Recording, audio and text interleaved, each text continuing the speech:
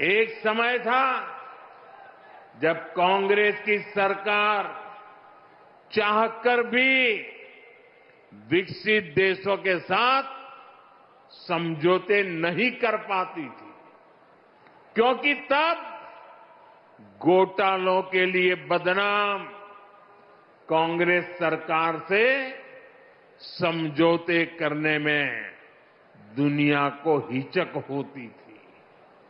लेकिन आज विकसित देश भारत के साथ जुड़ने के लिए उत्सुक है, क्योंकि उनको भारत के विकास में अपना भविष्य दिखता है।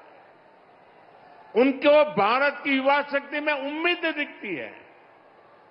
आज दुनिया को लगता है कि भारत वो ताकत है जो 21वीं सदी की चुनौतियों का समाधान दे सकता है।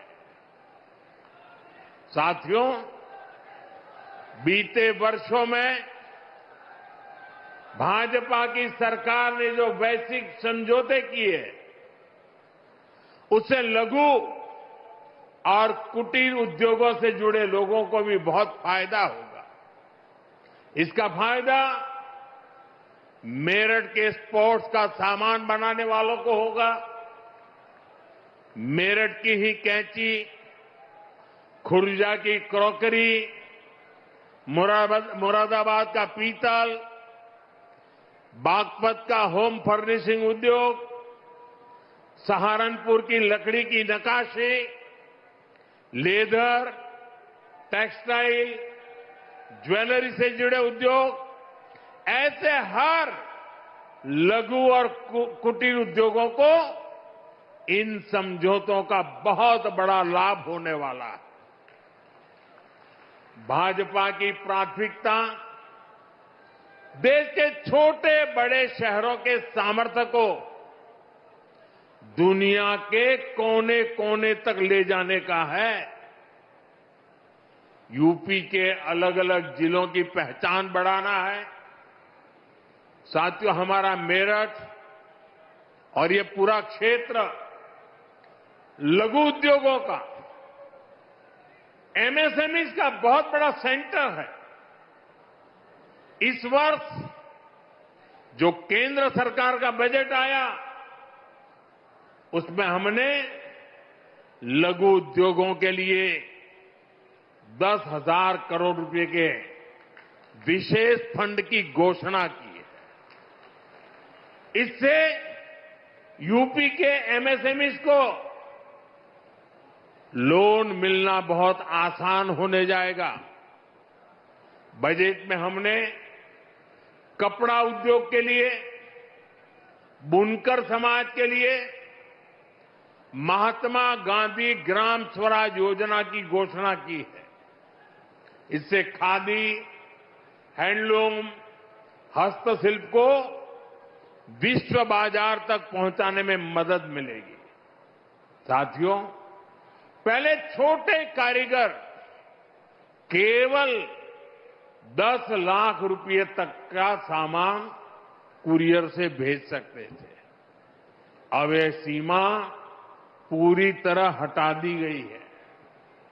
इससे मेरठ सहित यूपी के सभी बुनकर और अन्य छोटे उद्यमी ऑनलाइन ऐप के जरिए अमेरिका या यूरोप के ग्राहकों को भी अपने प्रोडक्ट आसानी से बेच पाएंगे।